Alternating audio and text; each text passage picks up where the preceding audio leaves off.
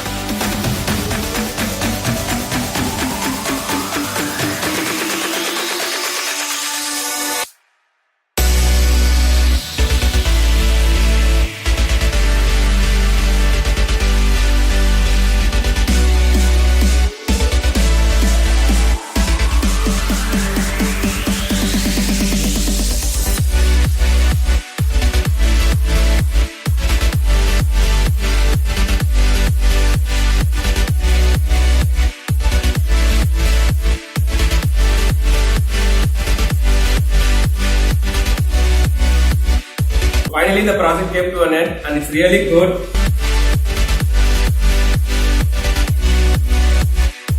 It was really nice making a chair out of a car tire. It was really nice. It was really awesome. It was really nice being with you guys. I hope you guys enjoyed this video. Don't forget to subscribe and see you soon on our next video.